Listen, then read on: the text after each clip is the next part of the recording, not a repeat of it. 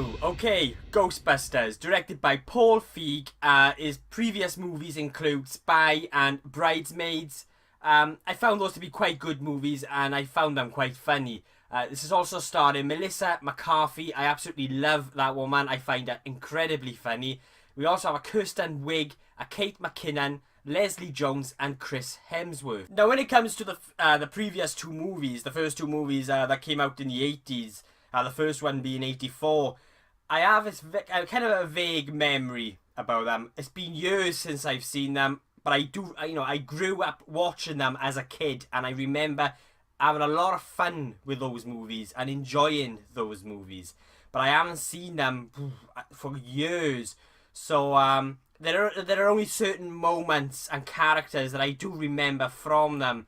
But when it comes to the details, then I really wanted to kind of rewatch them before going in to see the reboot, but I just couldn't get around to it down to time. So now we have the reboot.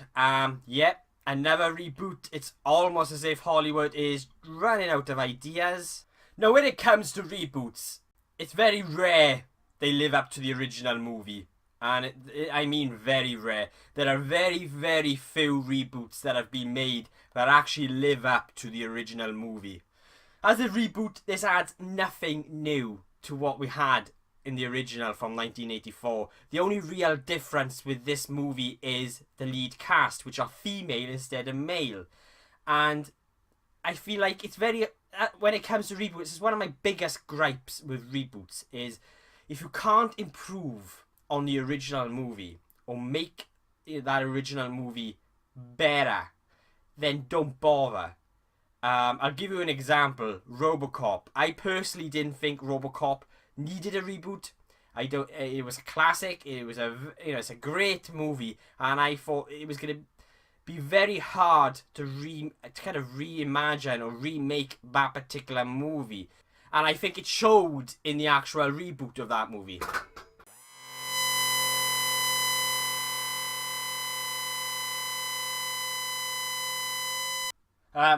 Sorry about that. My light just decided to kind of fall.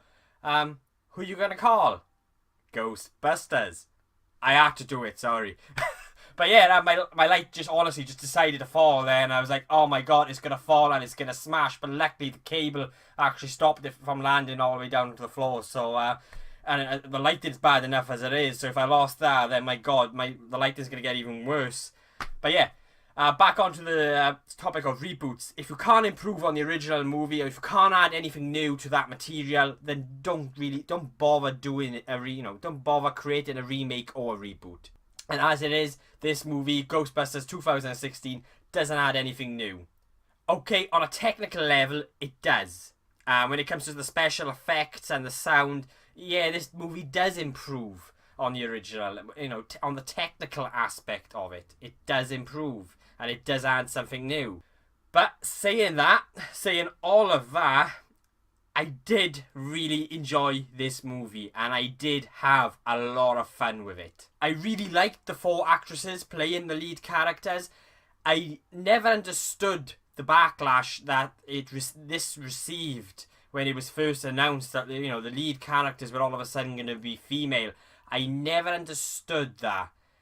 I never understood the negative reception that received, because to me, it was them trying to attempt something new, and I appreciated that. And what's wrong with casting females instead of males? I mean, I liked the idea, and I really, really liked them in this film. I like all the actresses anyway. The people that play these characters, I like them, and I've liked them in other roles. Especially Melissa McCarthy. I like her in almost everything I've seen. But I think they did a really good job in this, and they had a lot of energy, and they was so much fun to watch, and I think they were really, really good. When it comes to the comedy in this film, I just don't think it wasn't that funny. It was just on a scale of bad, okay, good, comedy level, I would say it was just okay. There were moments in this movie which just fell flat, whether it be a punchline or a comical moment, they just fell flat. But there were also moments in this film that did make me chuckle and did make me laugh out loud. but it was kind of like a 50-50 sort of thing. Like there were a lot of, you would have a couple of moments where it was just like, oh, it's not really funny, and then you'd get a few good moments where it generally made me laugh. But and then you get another couple of moments where it was just like, but so it was like kind of 50-50 for me. This film wasn't incredibly funny, but it wasn't incredibly unfunny either. It was very average, but it was kind of extreme because there were moments where it was just like, oh, that's not funny. And then there were moments where I laughed out loud, and believe me, when a film actually makes me laugh out loud, that's saying something. And this movie did that in moments, and I did appreciate this movie for that, because there were moments where I generally did laugh out loud, and in those moments I thought they were quite funny, but there were also moments where it just wasn't. So overall, not an incredibly funny movie, but it was funny enough, you could say.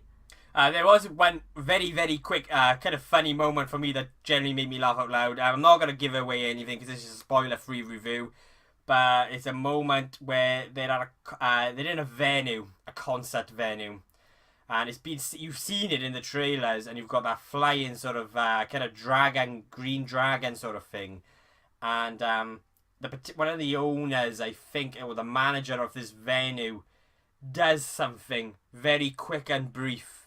If you know what I'm saying, well, I don't know, I found it funny, but it's a very, very quick moment, and there's moments like that in the film that really generally made me laugh out loud. There are a lot of cameos in this movie, and a lot of those cameos, well, all of them really made me smile, and in a way, made this movie feel a lot more nostalgic than it already was. Because for me, like a lot of people have said this film isn't nostalgic. I found it quite as nostalgic. Even when you hear that classic theme tune, the song, the dun dun dun dun dun dun dun dun, you know what I mean. That was a very, very poor kind of rendition of that, but it was like, it had me, after the film, it had me humming it all the way home when I was driving back and from the cinema. And I just found it very nostalgic. And again, that's another reason why I think I enjoyed this so much, and I found it so much fun to watch. I felt like I was a kid again. But yeah, back to the cameos. I like the cameos. They make me smile and they felt nostalgic, but they just overall didn't feel right. I think they were a little bit mistreated, and I don't think these cameos did any justice to the previous characters from the original film. They didn't do any justice, and they just didn't quite work for me. And there was one particular moment, I'm not going to say anything, I'm not going to spoil anything, but it involves the cameo, and I fancy this particular character was mistreated, or this cameo was mistreated, and it was kind of funny in a way, but I just didn't feel right. It just didn't sit right with me. I don't know why. It's hard to kind of describe it, but it just didn't work. There were also some cameos in this film from the supernatural. You had some of the supernatural characters from the original movies that reappeared, and that also made me smile and feel, make me feel slightly nostalgic. And one of those characters that are in the trailer, so you're already aware of that. And there's another supernatural character which I don't think was in the trailer. I'm not sure, but it's towards the end, in the last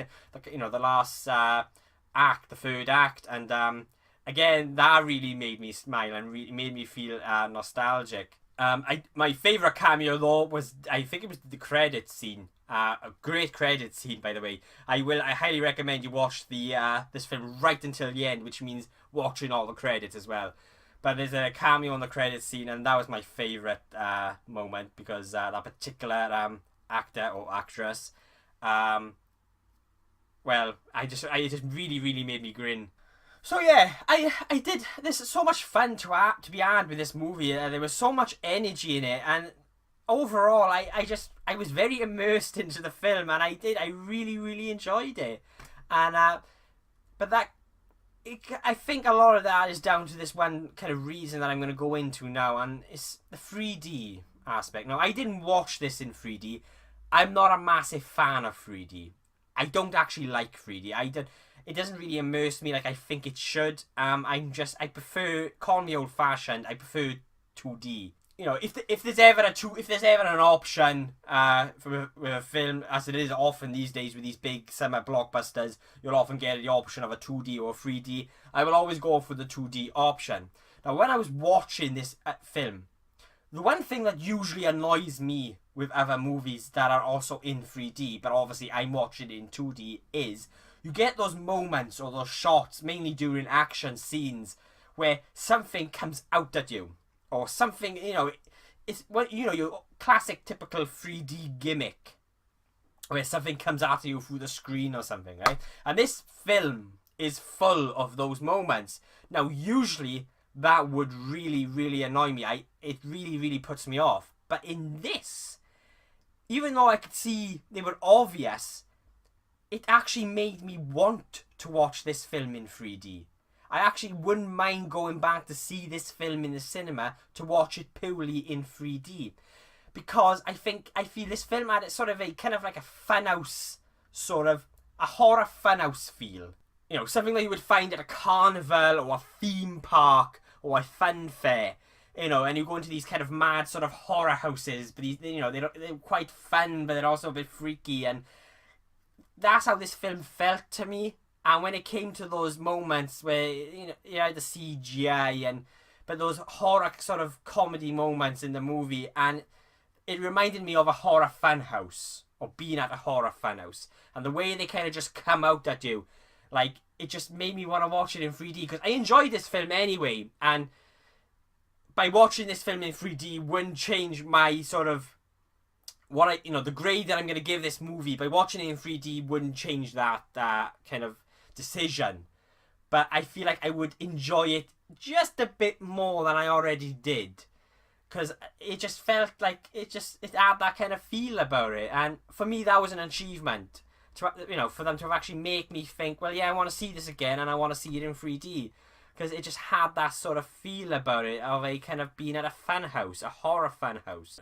This was a fun movie. You know, there was a lot of energy from its main cast. It was just, you know, this is a movie to have a lot of fun with, and I don't think this movie kind of deserves a lot of the negative criticism it has. Saying that, on Rotten Tomatoes, it's actually fresh at the moment at 73%, I think. So this, you know, a lot of people have said this movie have had a bit of a slamming from from critics, you know, and having a lot of negative reviews, but it's actually not, they haven't done that too bad, critically. 73% is okay, and I think that's quite a good grade to put this movie at. I would say that's about right. There were also a few freaky moments in this film. Like, this is not a scary movie because it's a comedy, but I like the first two movies did when I was a kid. There were moments which actually kind of were a bit freaky and a bit weird, and there were a couple of those moments in this film. Again, I'm not going to say too much because this is a spoiler-free review, but there's a moment, again, this is going back to when they're inside this venue, and there's a moment which includes mannequins. I found that quite funny, but I find mannequins quite freaky anyway. There's two favourite moments in this film that I really liked, and there's one moment that involves Kate McKinnon, and I'm not going to say anything, again, I don't want to spoil anything, but it's trying to find it harder to say this without spoiling it, but it's a moment in the last act, and it's a slow-mo moment, and you get the kind of classic kind of theme playing in the background. If you know what I'm saying, let me know below. But that moment, I really, really liked that moment. I don't know if it was the soundtrack, you know, the score, I just really liked it. There was only one thing I would change about that scene, even though it was actually one of my favourite moments in the film, and that was if it involved the four of the characters. But otherwise, no, I really enjoyed that moment. And then there's another moment later on in the film then, and that involves the ghost, the logo, the Ghostbusters logo, and that's all I'm gonna say. It involves that, and then something else, and I really liked that. This also had one or two movie references.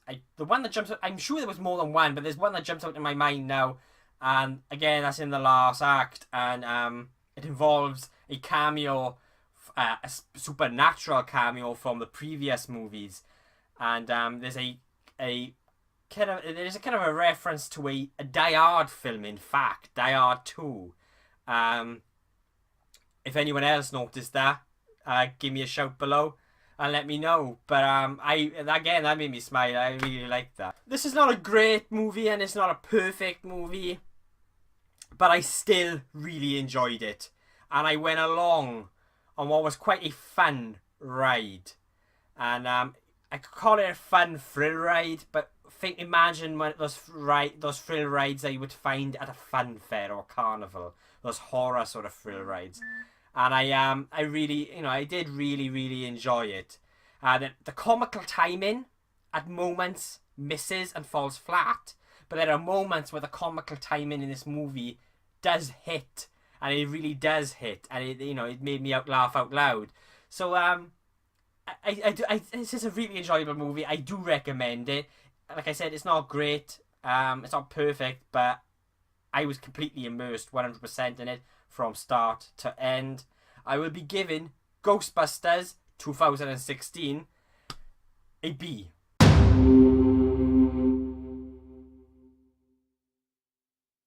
Thank you for watching. If you agree or disagree with anything I've said, please let me know below, to start a discussion. And it'd be great to kind of meet and discuss this with like-minded people. Also, there's a lot of weird things that have been happening in this video. I mean, when you've been watching it, you might have noticed little things yourself. The lighting for one, which was obvious. There are other few things that have just appeared out of nowhere. I got a phone that's out of the way, a mobile phone, and that just fell for no reason. I really don't know how it fell. And there's a lot of weird noises. And I'm not having you on. This generally has happened while filming this. But yeah, if you see anything that's out of place in one moment of the video and then it's not there in another moment, I do apologise. Again, I apologise for the lighting. I know the lighting is terrible, but at the moment I haven't invested in lighting.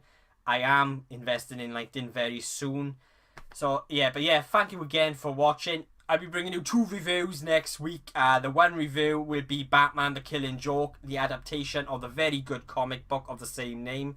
The View, I think, are the only cinema doing that. It's a limited release on a Monday night, and I'm really looking forward to seeing that. It's one of my favourite comics. And then we also have Star Trek Beyond, which I will be doing a review for next week as well. I actually really wanted to attend the midnight showing of Star Trek Beyond, which was last night, but was unable to starting work quite early this morning. But yeah, I'll be bringing you a review for that next week, and I'm really looking forward to seeing that as well. Thank you for watching again. I really appreciate it. If you like what you see, hit subscribe and follow me on this journey. And this journey at the moment is still in the making. Again, going back to the lighting and that. But yeah, I feel like I'm kind of getting somewhere. But yeah, thank you for watching, and I'll be seeing you guys soon.